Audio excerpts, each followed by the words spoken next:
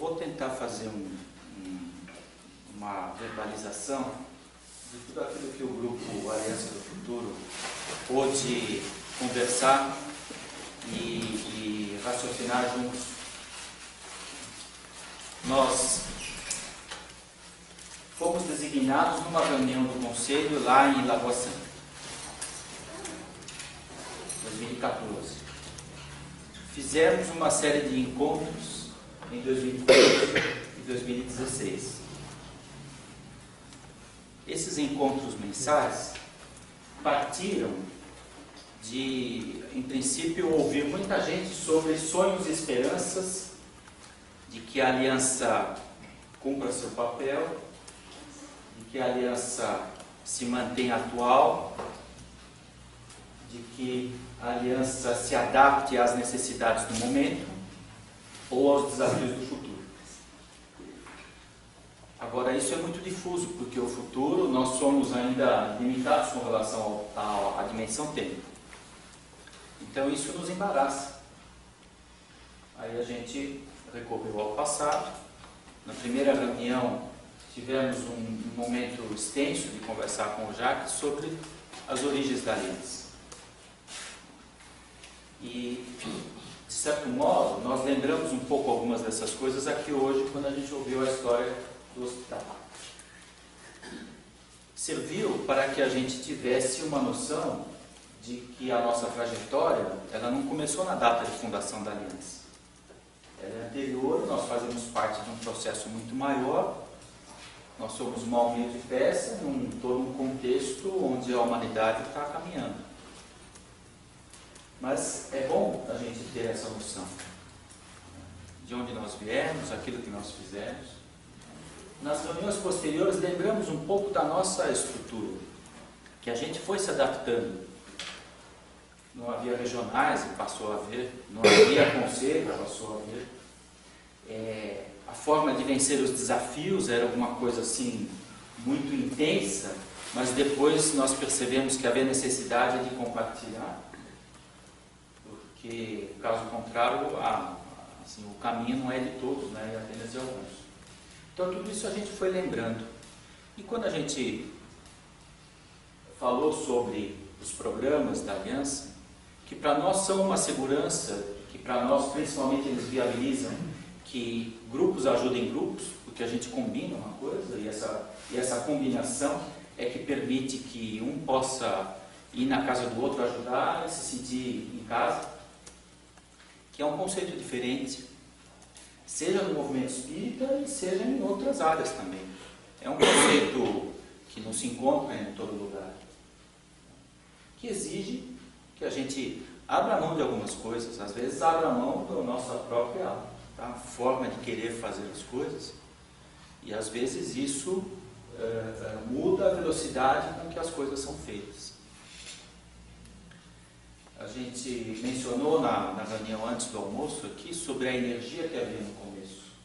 E havia uma energia intensa, primeiro, pelo plano espiritual, segundo, pelo idealismo do grupo. E havia uma concentração de esforços. Agora, os grupos hoje são mais numerosos. E as pessoas, muitas delas, não tiveram contato com quem desenvolveu essa energia inicial. Mas, se a gente pensa no futuro, a gente não pode ficar dependendo disso.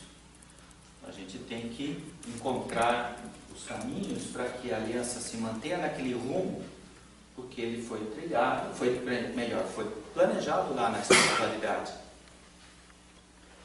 E quando a gente começou a falar dos programas, nós começamos a perceber, eles não são apenas uma combinação de um grupo ajudar o outro. Eles têm uma razão de ser na proposta para que a humanidade melhore. A gente vai beber na fonte, e o Livro dos Espíritos contém, em 5 ou 6 questões, as finalidades da encarnação. E em todas elas, embora o movimento espírita tenha se fixado na questão de pagar dívidas e recuperar erros do passado, isso é simplesmente uma decorrência das leis do universo, mas não é para isso que existe a reencarnação. A reencarnação existe para nós nos melhorarmos. E estas coisas têm, às vezes, desviado um pouco a nossa atenção. O fato da gente não se focar no fato de que nós estamos vivos para nós nos melhorarmos, faz com que a gente desvie a atenção e a gente consome uma energia para aquilo que não é o essencial. Acho que nas perguntas aqui que nós fizemos para o Luiz, ele falou em mais uma ocasião que, no final das contas, né, o trabalho ele fez bem. E acho que cada um de nós já pôde falar isso várias vezes para as outras pessoas. Puxa vida, eu vim parar aqui, eu queria fazer alguma coisa, no fim eu estou vendo que eu estou me conhecendo mais, estou me entendendo melhor, eu estou tentando consertar algumas coisas com as quais eu não estou muito satisfeito comigo mesmo, e é o trabalho, e é o caminho, e é o processo, que são elementos que propiciam isso. Então, mais do que a integração dos programas da aliança, da forma como eles estão escritos, na forma como eles foram convencionados nas nossas reuniões, que a gente tem tanto respeito pelas decisões das reuniões, mais do que isso é a possibilidade da gente ver todos eles contribuindo para a modificação das pessoas. E é por isso que nas últimas reuniões do Grupo Aliança do Futuro, nós fomos focando na questão da iniciação. Porque a iniciação é um processo transformador. E por outro lado, por ser uma palavra muito empregada, às vezes ela perde o significado. Em primeiro lugar, porque a língua portuguesa tem os seus desafios. O início de começar e o iniciação têm raízes parecidas, mas eles não são equivalentes. Segundo, pelo fato de que a nossa educação é uma educação baseada num processo onde tem um programa público lá de conteúdos, né? E então nós aprendemos a crescer e pensar e estudar e adquirir informação de um jeito que isso orienta o nosso modo de pensar. Se nós tivéssemos nascido do outro lado do mundo, a gente teria um outro modo de pensar e de valorizar as coisas da vida. E é talvez a ousadia de trazer uma escola de iniciação para o Ocidente, que nos últimos 500 anos organizou a educação de um outro jeito totalmente diferente, é que a gente precisa constantemente colocar a nossa atenção nessa proposta da questão do caminho da iniciação. Então, a primeira coisa é lembrar que as iniciações podem ser espirituais ou não. Mas as iniciações, elas sempre transformam as pessoas de um modo irreversível. Partindo para o lado oposto, é possível ser um iniciado no crime. Então, para ser um iniciado no crime, as gangues arregimentam pessoas e as submetem a um tipo de experiência que elas vão se aprofundando cada vez mais. Pode começar numa gangue de rua, onde você convida um moleque e desafia, lá, vai lá jogar pedra naquela vidraça, lá naquela loja. O menino vai tremendo primeiro e depois que ele faz isso, ele não é mais a mesma pessoa. Então ele se torna um iniciado naquele tipo de experiência, naquele tipo de atividade. E é o tipo da coisa que é pelo que se faz e não pelo que se ouve. Não adianta as pessoas dizerem, olha, eu quando joguei a pedra na janela da loja senti isso. Eles não fazem isso, faz você para você ver o que vai acontecer. Então, é esse processo que transforma as pessoas. Tem aquelas iniciações de caráter de convivência. O camarada é iniciado no vinho, então ele cheira e fala, isso aqui é um Bordeaux do sul da França, que as uvas devem ter sido colhidas em 1975. Eu cheiro, não ouço, não vejo nenhuma diferença. Mas o iniciado naquela atividade sabe. Então, duas pessoas estão diante de um mesmo fato e elas têm uma relação totalmente diferente para o mesmo fato. E tem aquelas coisas que fazem com que a gente mude a visão. Então, uma pessoa fez um curso de arte moderna e ela vê um quadro lá no museu e consegue perceber se a pessoa tinha em mente o relacionamento entre famílias ou a transformação de uma criança em adulto, e eu olho e vejo só os rabiscos. Porque a pessoa que escreveu aquele processo sabe de uma linguagem que nós desconhecemos. Então, o iniciado em arte moderna vai se comportar diante de um quadro de um jeito, e uma pessoa que não tem aquela vivência, não tenha sido iniciado naquele tema, não vai. E nós podemos perceber a transformação. Nós podemos, por exemplo, olhar um quadro, uma fotografia, e ver ali um conjunto de pessoas. Mas se alguém vier nos dizer, olha, você percebeu que o fotógrafo colocou as pessoas da direita em primeiro plano e as pessoas da esquerda em segundo plano? Tá? E que elas têm uma relação, mas ele está focado nessas aqui? Aí a gente vai olhar aquela fotografia de um jeito que a gente não tinha olhado. Agora, nada disso é iniciação espiritual. Por outro lado, as coisas que nos modificam em termos de valores do espírito são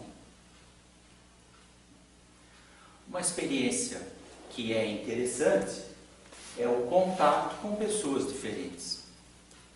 Nós tivemos 40 minutos de contato com pessoas com as quais, em geral, a gente não tem contato.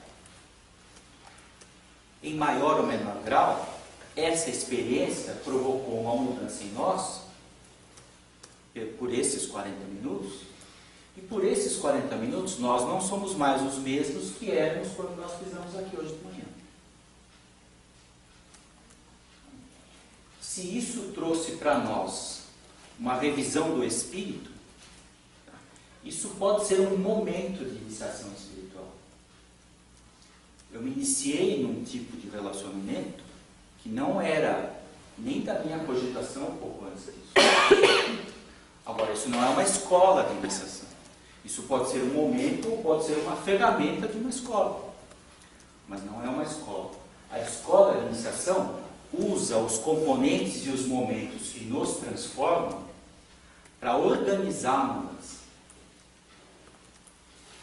E é por isso que, quando a gente pensa em todos os recursos que a Aliança foi organizando para, por sua vez, estruturar a mudança de pessoas, e não é pela técnica, não é pela ciência, é pela experiência. Então, quando nós sentamos, apagamos a luz, fechamos a porta na hora pontual, isso causa uma experiência. Para alguns de aconchego, para alguns de desconforto. Em geral, para quem for lá da porta, é de desconforto. Mas ela é tão iniciadora como para aqueles que fizeram a preparação juntos. Quando a gente conversa um pouco sobre educação ou mau humor, a presença de nós ouvindo as declarações dos outros pode nos modificar, desde que a minha visão seja uma visão do iniciado e não uma visão de alguém que está ouvindo um pensamento. E aí eu creio que o caderno de temas é algo que a gente, entre vários elementos, pode melhorar. Eu só vou pegar como exemplo para que a gente possa levar um pouco para pensar. Mas 90% ou mais dos encontros baseados no caderno de temas, aqueles 5 minutos onde a gente ouve uma pessoa falar, em geral a pessoa escreveu aquilo com vontade de compartilhar com os colegas o que ela pensa daquele assunto. Quase sempre a gente ouve isso. As pessoas lendo frases que dizem o que ela pensa daquele assunto. O seu mau humor não modifica a vida. E ela vai, em geral, concordar. Agora, a concordância ou discordância não transforma. Ela simplesmente reafirma. Porém, se eu treinar a capacidade de transformar em palavras escritas uma experiência ocorrida 5 anos antes sobre mau humor, sem julgar, sem dizer se a frase está certa ou está errada, mas simplesmente eu estou treinando a capacidade de recuperar um fato da vida e transformá-la em 5, 6 frases. Isso vai me transformar, porque com o tempo eu vou me tornar uma pessoa com a habilidade de traduzir experiências pessoais, que é uma coisa que é errada. Então, estou pegando só o exemplo de uma das ferramentas para verificar que, numa abordagem, ela não é iniciática, na outra, ela é. Numa abordagem, serve para a gente compartilhar opiniões, na outra, serve para eu desenvolver uma habilidade. E daqui a alguns meses eu me torno uma pessoa que tem aquela habilidade, enquanto que meses antes eu não tinha. Essa habilidade vai estar associada a determinadas outras, não? É fácil de ver a relação que tem entre isso e a caderneta pessoal, que às vezes causa um embaraço no dirigente transmitido, quando a gente foca como, olha, queremos treinar a capacidade de transformar coisas da nossa vida em descrições verbais para facilitar o mergulho para dentro de mim, aí é uma forma diferente. E não simplesmente deixar o aluno lá, olha, se vira aí, quando te der um frio na barriga, você escreve o que te der na telha. Às vezes a gente não fala isso, mas dá a impressão que o aluno cai de paraquedas com essa impressão. Voltando, né? Falei só um pouquinho das ferramentas, mas voltando, a questão é a seguinte: existe um processo que nos mudou. Se não fosse isso, nós não estaríamos aqui. Esse processo nos modificou cada um de um jeito. Nós não vamos ser pessoas iguais. Nós tivemos experiências diferentes, nós tivemos nossas posições diferentes em relação às coisas da vida. Porém, essa mudança, o processo de mudar, é que é o foco dos nossos esforços. Para falar ainda sobre a iniciação, é natural que no mundo ocidental, de culturas onde a gente tem salário pago uma vez por mês, trabalho 8 horas por dia, tem sistema de transporte público, todas as coisas que compõem a nossa vida de relacionamentos, torna difícil a gente avaliar valores de uma iniciação espiritual. Porque você olha para todas as coisas, nenhuma delas tem a ver com isso. Tudo que nos cerca, ao contrário, tem um discurso e uma mensagem que não tem nada a ver com a minha mudança interna. Tem a ver com o fato de eu sobreviver, tem a ver com o fato de eu aparecer bem na sociedade, tem a ver com o fato de eu ter dificuldades de andar por aí, mas não tem a ver com o fato de que eu vou morrer, mas não vou morrer.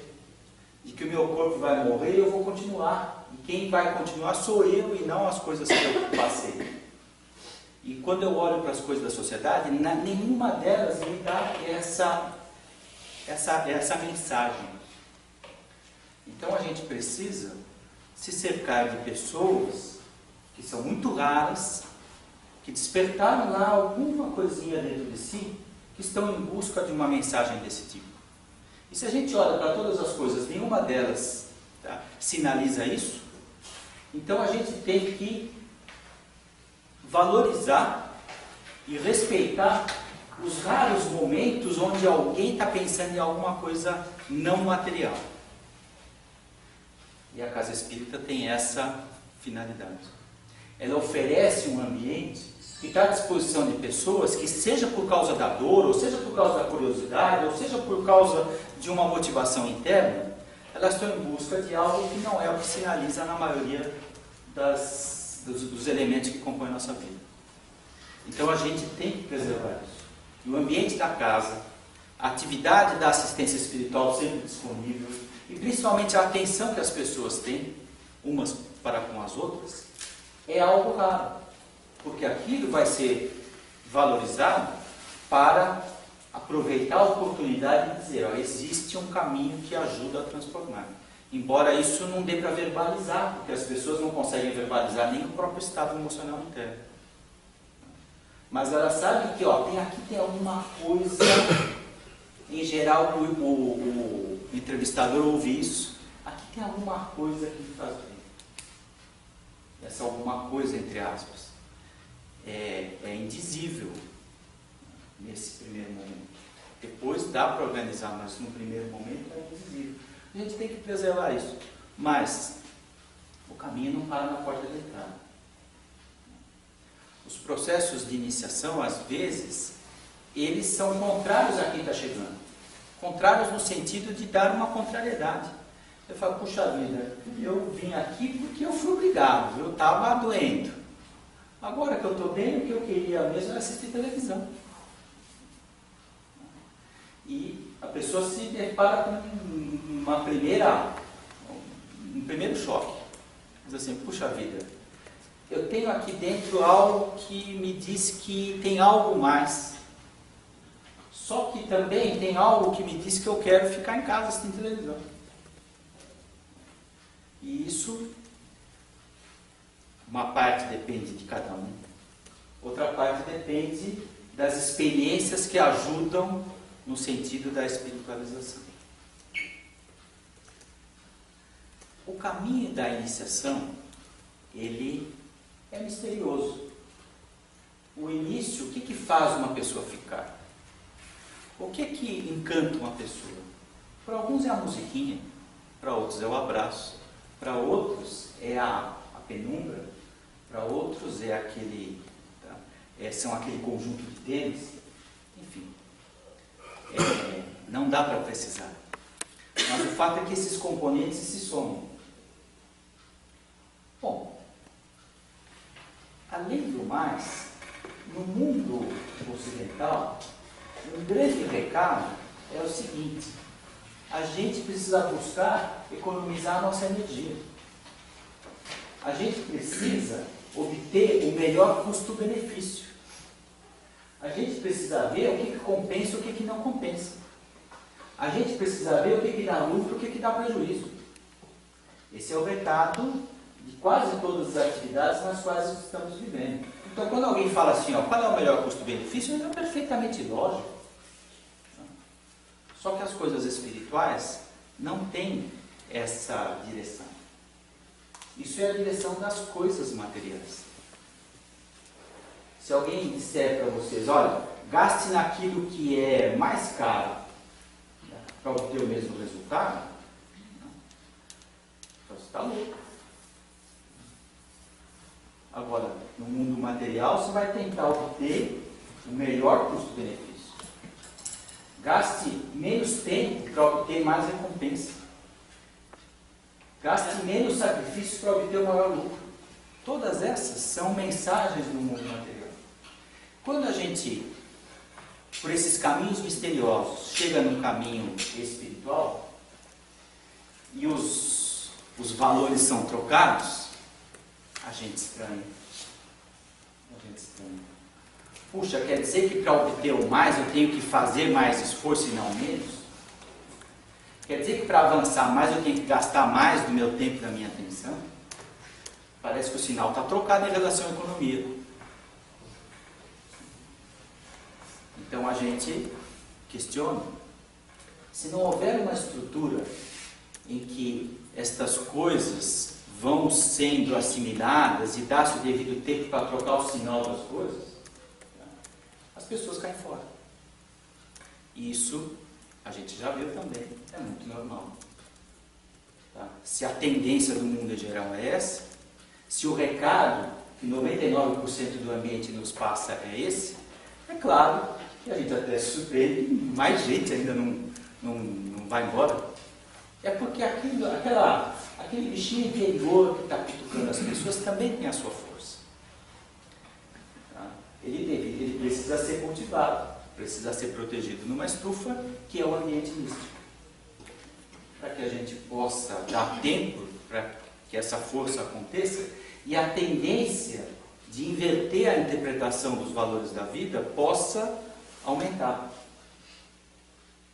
E é por isso que as iniciações orientais possuem graus, e é por isso que a nossa iniciação também. Ora, nós podemos ser muito diferentes das iniciações orientais. Ninguém muda de mala para a casa do guru. Ninguém vai ficar praticando o jejum de 12 dias. Mas a gente, algumas coisas, conserva, porque isso é essencial num caminho de iniciação.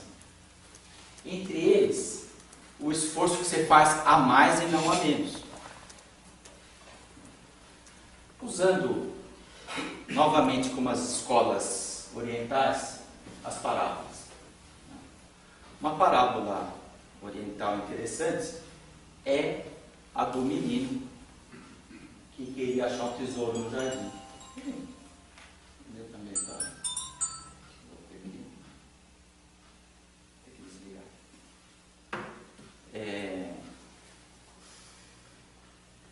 E eu vou adaptar para a quantidade de nossos esforços na nossa escola.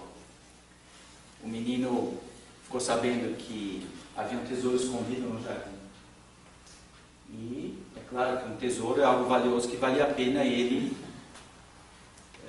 tentar achar o tesouro. E entrou. Só que o jardim tinha uma característica. Era um jardim exótico, de pássaros raros, de plantas ornamentais, de estátuas maravilhosas, de fontes luminosas, de artistas que faziam malabarismo, de músicas assim inebriantes, de perfumes fantásticos. E é claro que o menino se distraiu com tudo isso.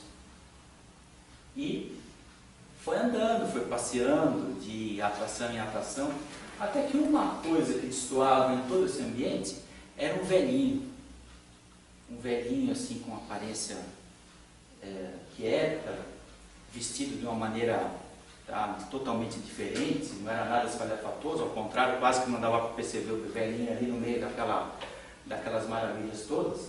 E aquela visão foi tão chocante que o menino se lembrou que ele tinha entrado no jardim para buscar um tesouro. Ah, o tesouro! Ele viu que, será que esse velhinho sabe que ele é tão diferente do resto aqui? Vou perguntar para ele. O velhinho disse, olha, eu sei que tem um tesouro aqui no jardim. E sei uma condição para você chegar lá. Para você conseguir o tesouro, você precisa chegar lá carregando esse saco de areia que eu vou te dar. E deu um saco de areia pesadão para o menino pequeno, quase que tombou ali com o peso do saco. E disse, olha, você precisa chegar lá carregando esse saco. E o menino foi. Agora é claro que como o saco estava pesado, ele não foi mais desviando para ver as coisas. Ele foi reto, né? Ele foi reto. Só que, com o passar do tempo, a gente acostuma com as coisas. E aquele esforço grande que exigia do menino foi ficando natural, e o menino começou eu vou ver aquele músico, vou ver aquela estátua, e de atração em atração, ele esqueceu de novo do tesouro. Até que ele encontrou outro velhinho, e o choque da lembrança de uma aparência assim tão estranha foi a lembrança de que ele estava lá por causa do tesouro. E naturalmente ele chegou no velhinho. E esse segundo lhe disse o seguinte, olha, continua com esse saco de areia aí que você tem na mão, mas eu vou te dar mais um. Se você não chegar lá com esses dois, você não vai ter direito ao tesouro. Então, o saco tão pesado quanto o primeiro, ele quase que abriu a perna ali, mas foi andando, aí linha reta. Aí ele não se distraiu com nada. Mas demorou um tempo e o menino ficou mais forte. E aconteceu de novo a distração. Até que ele viu um terceiro velhinho que lhe chocou o suficiente para lembrar que ele estava lá por causa do tesouro. E o que vocês acham que o velhinho deu para ele? Um outro saco de areia. Que eu acho que, nesse caso, 3 foi o número suficiente para ele não se desviar. Então, a questão é que, no processo de iniciação, acontece justamente isso. Existe um aprofundamento nos esforços que, adaptado aí a parábola para a nossa escola, ou a escola para a nossa parábola, são 3 graus. Os compromissos, eles começam não com o trabalho, mas começam consigo mesmo, porque esse é o compromisso que tem que estar lá na base. É o primeiro saco de areia. Compromisso de se conhecer é algo que é difícil de falar, porque a gente se conhece desde que a gente nasceu, mas esse se conhecer, na vida das relações do mundo material, acaba sendo, olha, eu sou o LG 8039. E é claro que não é isso. E quando a gente começa a pensar, mas você se conhece mesmo? Ah, claro, pergunta de novo. E as situações da vida podem fazer a gente perceber que a gente mal se conhece.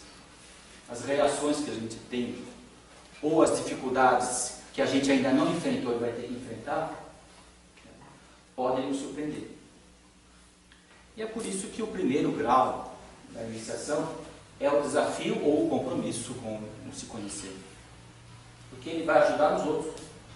Só que o que acaba acontecendo é a lei do desvio, né? Porque eu estou carregando o saco de areia, depois eu fico mais forte, aí eu acabo desviando a cabeça para outras coisas e o caminho vai desviar também.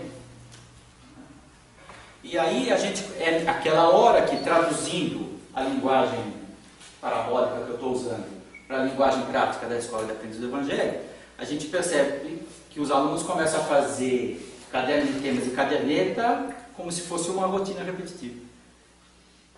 É a hora que eles já acostumaram com o peso do primeiro saco. E é por isso que precisa um esforço a mais. E aí o esforço vem no campo do servir ao próximo. O campo do servir ao próximo vai estimular eu rever como é que eu me relaciono com as pessoas e que valores eu dou para as pessoas.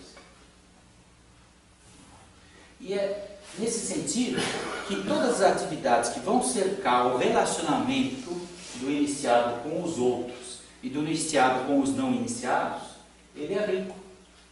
Né? Porque são oportunidades de, primeiro, reforçar o compromisso com o autoconhecimento. Segundo, eu não me iludi achando que eu já entrei numa rotina de ferramentas do autoconhecimento e acrescentar uma dimensão nova. Então, o campo do relacionamento, ele é um campo que também nos contraria, que também é um peso a mais. Eu não posso chegar a hora que eu quero. Eu não posso fazer o que eu quero. Eu não posso dar a passe que eu quero. Eu não posso sair a hora que eu quero. Eu não posso fazer o movimento que eu quero. Mas estas restrições, elas são úteis, porque elas são aquele peso que eu preciso levar para ir em linha reta. Senão as distrações do jardim são ter razão, aparecer como o mais certo, aparecer como o mais forte, dar opinião em tudo, ser sabido em todas as situações. Essas são as atrações do jardim do cara que está carregando o segundo saco.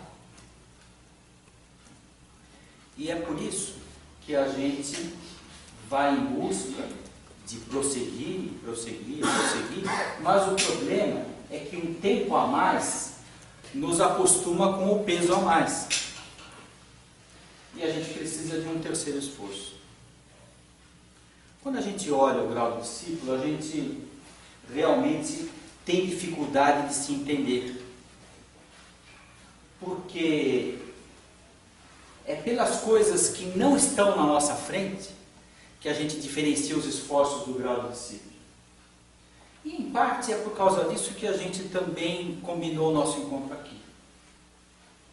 Porque vejam bem, o compromisso do autoconhecimento, que a gente adotou lá no início, alguém nos deu o programa da escola, os assuntos em cada semana, os expositores escalados, um espaço para acontecer, uma ferramenta que todo mundo já foi treinado para usar.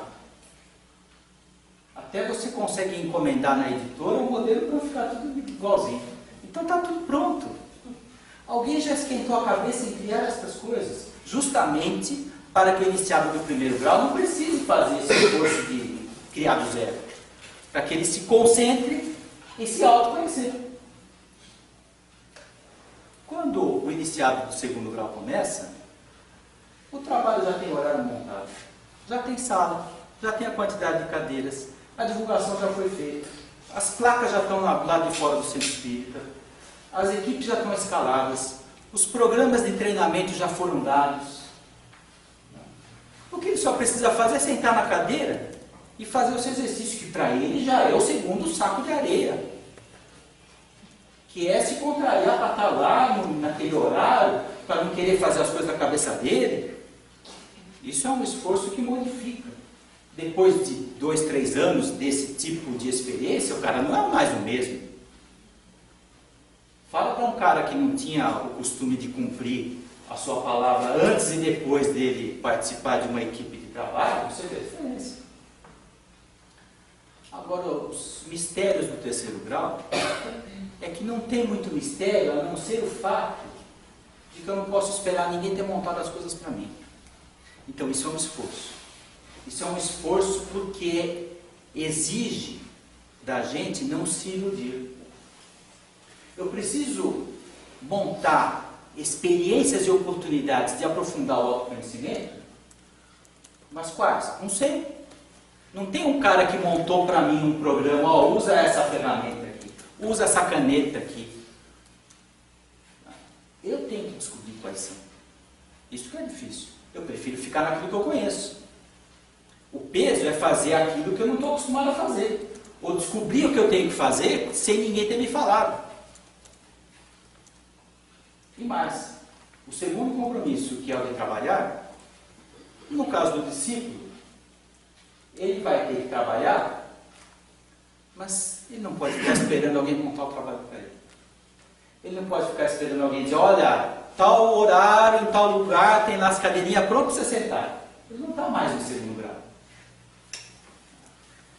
Então, quando a gente diz que esse tipo de atividade aqui é um trabalho de discípulo, é nesse sentido. Ninguém tinha montado um hospital psiquiátrico, agora vem aqui sentar. Precisou. E o iniciado do terceiro grau, ele cria o trabalho, não espera alguém criar para ele dar sentado. O iniciado do terceiro grau se aprofunda no autoconhecimento, não espera alguém bolar a ferramenta para ele, agora eu vou usar isso aqui. Então, esse é um tipo de peso, o terceiro saco, mais difícil da gente carregar. Porque não é pelo suor ali da gente, como está difícil isso aqui. É pelo invisível. O invisível a gente esquece. E ficar lembrando que a gente tem que sair das amarras de esperar tudo pronto, é um peso de natureza diferente. Então, eu diria o seguinte, que para que a gente possa conservar a aliança no futuro, lembrar que ela foi criada para viabilizar esse caminho de iniciação. E segundo, que a gente não seja o responsável por entortar o caminho de iniciação. Ainda bem que cada vez que as coisas começam a ficar meio esquisitas, a gente sente. Todo mundo dá uma chacoalhada assim. É aquele negócio que o Guidini tem falado lá. Não são as equipes que têm problema. A gente sente às vezes a aliança com problema. E as equipes são a demonstração de que tem gente que está sentindo isso, está cutucada com isso. É nesse sentido que a gente tem percebido nas últimas reuniões dos encontros do Grupo da Aliança do Futuro formas especiais do plano espiritual concluir a a reunião. Eles concluem a reunião dando uma espécie de desafio para a gente. Escuta, pense nisso aqui. O quanto você está desinteressado de você mesmo nas coisas da vida. O quanto você não faz só para defender a sua posição, por um interesse próprio, por achar que é melhor você ficar aqui e esperar os outros chegarem. Então essas cutucadas têm sido úteis e têm demonstrado que a espiritualidade também está nesse processo de nos fortalecer para que a gente, primeiro, volta a recuperar lá. Aliança criada para que o caminho de iniciação que foi desenvolvido durante mais de 15 anos na Federação possa existir na China, possa existir na Austrália, possa existir no deserto do Saara. Então, não está pronto isso. Nós começamos a fazer isso com uma rede de centros que combina as coisas e se ajuda num calendário de atividades. Mas acho que isso não é suficiente. A gente precisaria fazer exercícios para não repetir as coisas eternamente. Para a gente estar com a mente aberta para perceber os centros espíritas são canais de entrada, mas pode haver outros canais de entrada, pode haver outras formas de despertamento, e para todas elas nós estamos prontos, como discípulos, para abrir coisas que não existem. Isso também garantirá a aliança do futuro. Assim como conservar as coisas que existem, para que elas continuem servindo às finalidades. Então, nesse sentido, eu diria o seguinte: os 3 graus podem nos ajudar nos desafios que nós temos. E é por isso que essas 2 equipes foram convidadas a compartilhar esse sentimento no dia de hoje. Nós não estamos propondo nenhum problema. É simplesmente o seguinte: para a equipe da escola, quem está esquentando a cabeça da escola porque sente a escola como um dever, como um foco de amor e como um ponto a se dedicar, então está lidando com os 2 primeiros sacos de areia. E a gente percebe que, conquanto a questão do trabalho esteja relativamente bem resolvida, do ponto de vista do trabalho existir e estar disponível para o caminho da iniciação, o próprio processo da gente mudar de grau ainda não está. É muito frequente nós perguntarmos para os alunos como foi a sua experiência da aula de ingresso no primeiro grau. E os alunos, o que é isso? Não lembram. No máximo ele vai lembrar o seguinte: na aula seguinte ele recebeu a ferramenta caderneta pessoal. Tá? Mas a aula do ingresso no primeiro grau, que faz com que a pessoa, pode fazer com que a pessoa saiba que ela está entrando e se aprofundando no caminho de iniciação, porque é o ingresso no primeiro grau. Tá? Ela às vezes é utilizada como um momento de confraternização. Talvez daí venha o fato de que lá no terceiro ano as pessoas não sabem que estão numa iniciação. Não digo que todos são assim, mas que existem casos de turmas que chegam ao terceiro ano e as pessoas não têm ideia que estão num processo de iniciação espiritual. Elas acham que estão num curso informativo. E aí, talvez a mística do ingresso no primeiro grau, ela possa ser aprimorada. A do segundo grau é fácil, porque coincide com o exame espiritual, é uma experiência tão chocante, para quem nunca tinha cogitado estar ali frente a frente com um médium em contato com o mentor, que aquilo por si só é uma experiência iniciática. Depois que a pessoa que nunca tinha ouvido um mentor falar para ela, e não assim no geral, tá? Ninguém esquece isso. Ninguém mais fica igual depois de ouvir o seu mentor falando direto para você mesmo. Isso é algo transformador. O que talvez precisaria é evitar que a continuidade do segundo grau a gente não se acostumasse com as coisas e fizesse trabalhos mecanicamente. Então, só que aí o papo não é com essas 2 equipes, o papo é com os dirigentes de serviço. que a gente ainda vai dar um jeito de fazer. E com a FDJ, eu diria o seguinte: como é que seria o aprimoramento do terceiro grau? Porque é mais difícil mesmo a gente imaginar fazer coisas que ainda não existem. Como é que eu vou achar o trabalho que não seja só o trabalho do servidor, que é o que já está montado, pronto para eu sentar, e eu tenho que continuar fazendo isso. Porque o cara do terceiro grau, ele continua sendo do segundo e do primeiro. Então ele não abandona nem o processo de reforma íntima, nem o trabalho. Mas trabalhos onde não existem trabalhos e ferramentas de reforma íntima onde elas não existem e não foram inventadas, é o desafio para a fraternidade. Então, é por isso que, por ser mais difícil, por ser necessário um processo de aprofundar, é que a gente lembrar do início da aliança, lembrar do início do CBV, lembrar do início desse hospital, é algo interessante. Porque foram desafios de discípulos. Essas coisas não existiam. Alguém deu um jeito de achar esse terreno aqui. Alguém deu um jeito de associar tratamento de transtorno mental com apoio ao suicídio, apoio à prevenção do suicídio. Alguém, discípulos, não? Descobriram que quando a legislação vem, que dá a impressão que ela vai amarrar, a gente descobre um jeito novo de extrair o bem dali. Então essas residências terapêuticas que nós ouvimos falar aqui são um caso típico. Tinha tudo para, vamos sufocar isso aqui. Não, isso aqui vai virar um negócio melhor.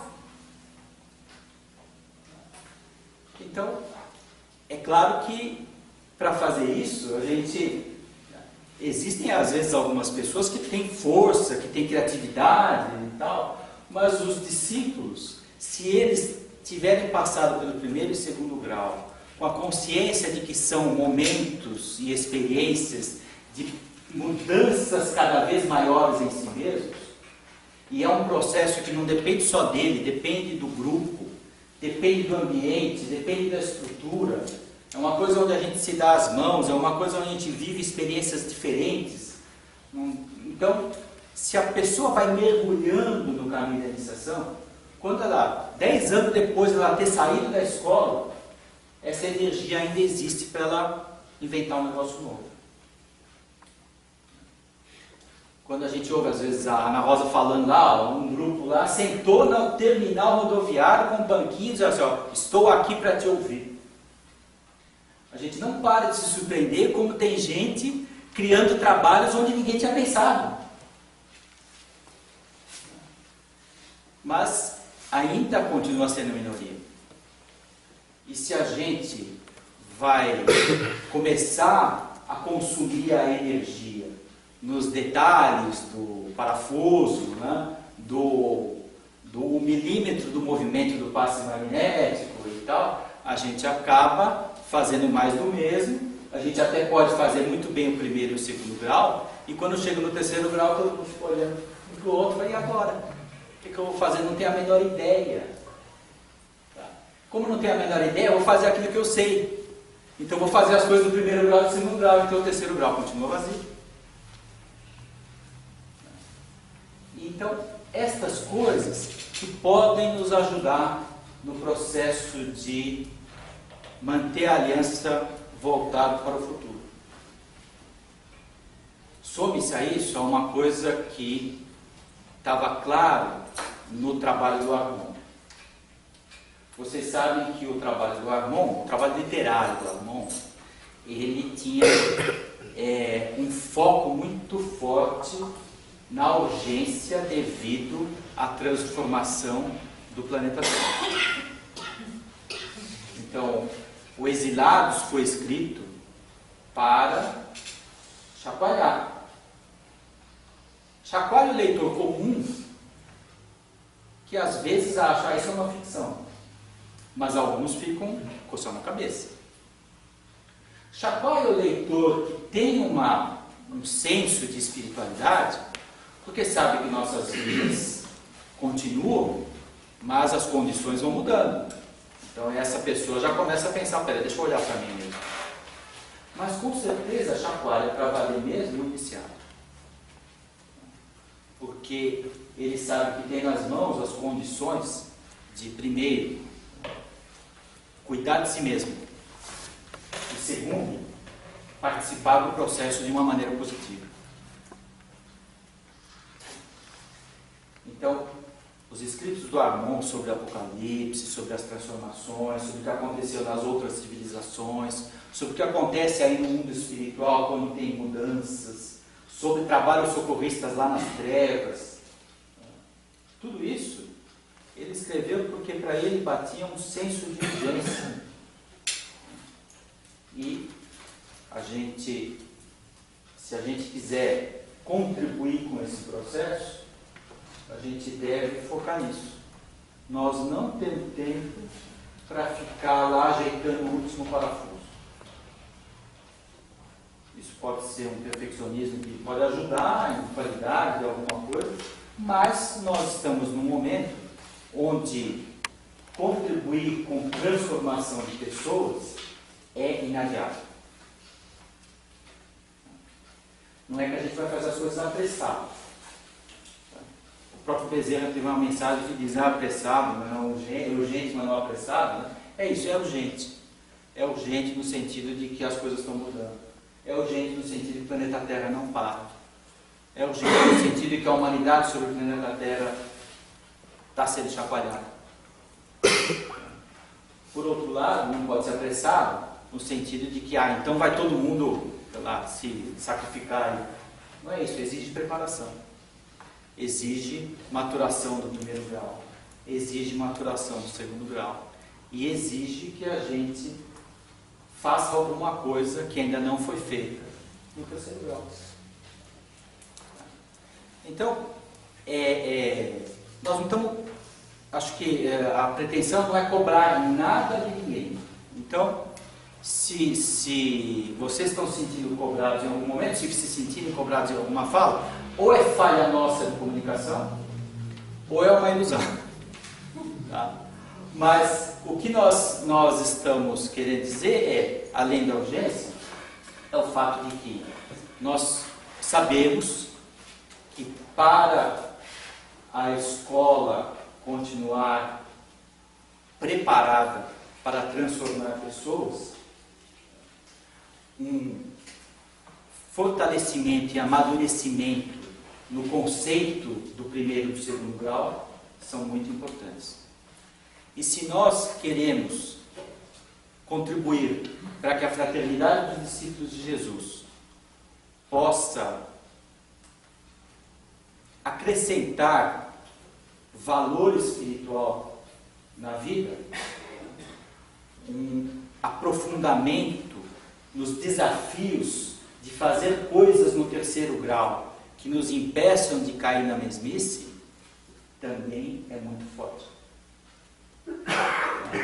Então, é um resumo. Não daria para em uma hora a gente resumir as mensagens espirituais, as conversas, aquelas caídas de ficha, estalada de dedo que a gente tem nas reuniões. Claro que não dá. Nem essa pretensão, nem a pretensão de chamar ninguém para o grupo da escola, para as reuniões, não é nada disso. A gente sentia a necessidade de compartilhar estas coisas.